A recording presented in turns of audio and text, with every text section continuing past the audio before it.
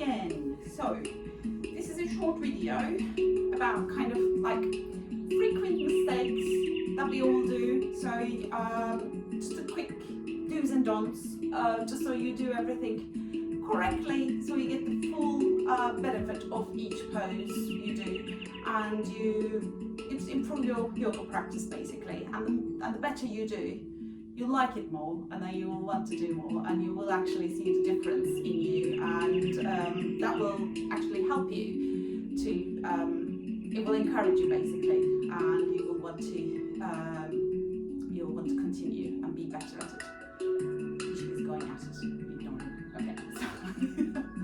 Okay, so now, first thing is, just on sitting pose like so. In the beginning of the lessons, we usually just concentrate on our spine. So I always say make sure you are sitting on your hip bones evenly. So when you're sitting cross-legged, you can always, put one foot in front of the other one like so, or you can actually just come into cross-legged like this. However is just more comfortable for you. I enjoy this like this because then I can bring my legs down a little bit more, so it just makes me feel better. Always use a block. If the floor is too far away from you, you think, just place that block under you. See the difference? Even it makes a difference to me. Then I put my both knees down. So, always use your props. They are there to help you. So I'm going to be using a band as well now today for this. So just so you know. Okay. So posture. It's very important. We always say that, but it is important, and it is very useful for the rest of your day, for the rest of your life as well. And we are all, it's the nature of the generation. What can you do? We're all working at computers, in offices and so on, and our movements are becoming more and more limited every day. So we want to continue to keep that mobility alive as much as we can. So that's the idea. So our yoga is not about being able to stand on your head, or doing the splits or anything. I can't do them either. I can do a headstand, but never mind. but splits, no. I've been practicing yoga for 20 years. There are so many things that I can't do. So you don't have to be a contortionist to enjoy yoga. So all you need is better, what you can do better for you, the more mobility you can bring yourself. Anyway, I talk too much. So.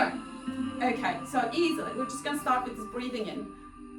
We bring the arms like so usually, and most of the time I see this in a lot of people. We don't want this.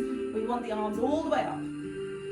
See the difference? We don't want the elbows bent. We want the elbows straight, because then it's more difficult. So it really gives you a stretch on the shoulders, on the neck, on the upper back, and we slowly come down. And we're still using our breathing in. Hold and breathe out. See the difference? And then do it the wrong way around. See how easy it is. We don't want this. Although if this is the best you can do, that's fair enough. But try to slowly bring it up. So your elbows might not go straight away. So bend the elbows and then slowly try to bring them up and straighten them. Okay, very good. So that's one. And then from here we usually move on to cactus arms. And again, with the cactus arms, I see this. No, we want this. 90 degrees here, 90 degrees here. That's what we want, yeah? So we reach up, breathing in, straight elbows. Ideally, touch the toes, touch the fingers. Breathing out, come down. And hold. Breathing in, and breathing out. And again, when you are at cactus arms, a lot of people do this. No, we want them here. So then, this over here, from here to the other arm, to the other elbow, you are at 180 degrees. Okay, that's my geography. What is it? It'll come to me. My mathematics is talking for you, but there is a special name for it. Anyway, so we try to bring the arms back as much as we can. Deep breath in.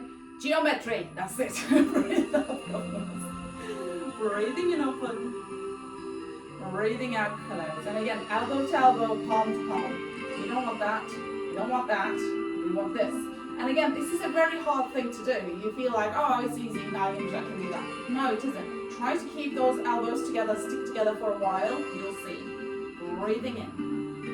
breathing out, but it does wonders for your upper back, your shoulders. And so then if you're going to come down, come back, finger to fingertip. You don't have to interlace your fingers, just fingertip to fingertip. Bring these hands behind your head, deep breath in, roll the arms back, breathe out.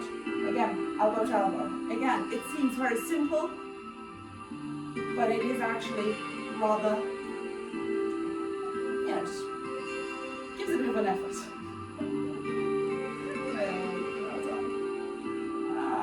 There we go. Excellent. Right, we're going to come up to tabletop now. So roll over, coming into roll forwards.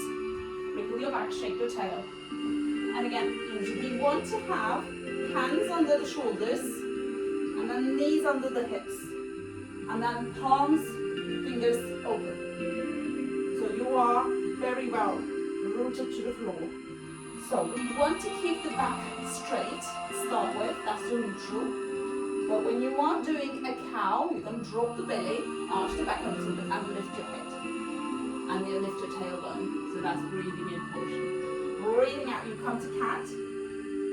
Tuck your tummy in, chin to chest.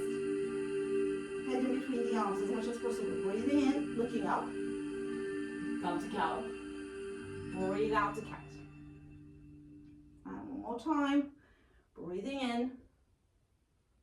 And breathing out. So just watch carefully how my back is moving. So, just try to bring that to your practice as well. And then I sometimes say to you guys, turn away, look at your right foot, turn away, look at. So it's not like you just turning your head, it's not just that.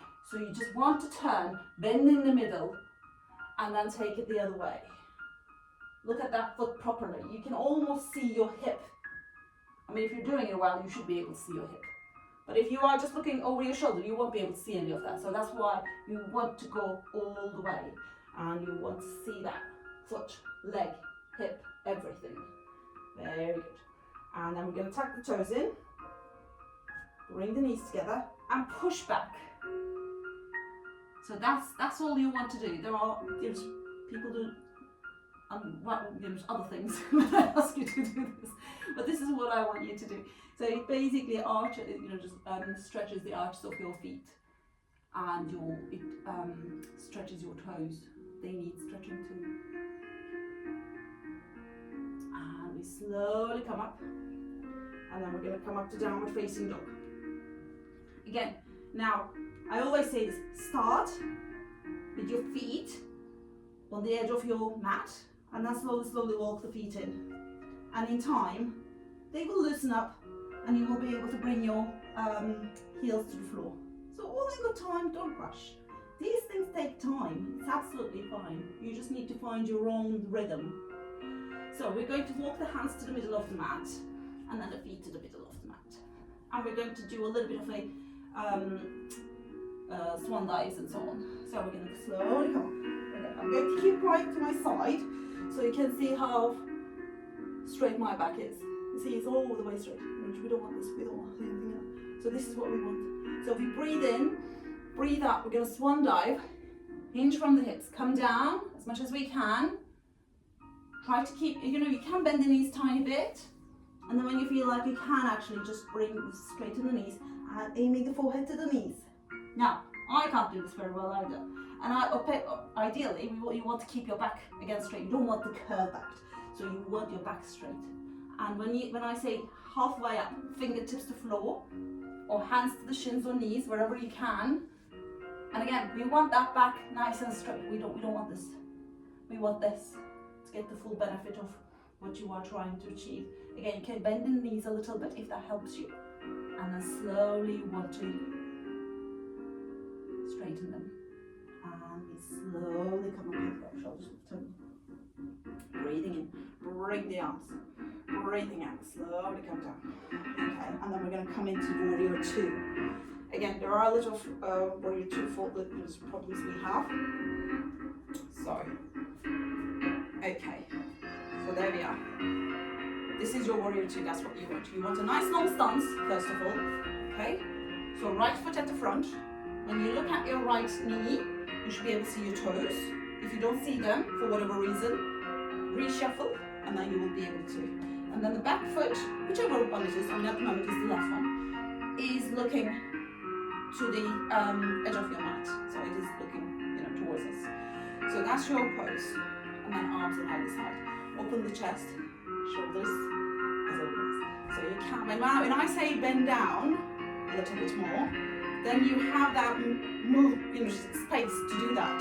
If your foot is in the wrong place, you can't come down anymore. You will hurt your knee. So we straighten the knee sometimes, and then we go low. And then as you do that each time, you might just feel like, oh, you know what, I can actually go down a little bit more, tiny bit more. So that's good. And also, you want to watch your hands, your arms. So you want to, they're not here, they're not there, they're here. Parallel to floor, 180 degrees. Geometry, I remember that. Very good. And then when we are doing right-sided angle, right arm on the right thigh, reach over with the left, don't ignore him, don't listen to him. So this is what we want to do. But again, you're not leaning on this leg. If you want, you can let go of this arm. Because the next step is to go off that arm. So you can reach with both hands, and then the closer you get to that leg, it gets more difficult. So you can start with just at a wider angle, and then slowly, you can come to a short, narrower angle, if that makes sense. And we come up. Very good.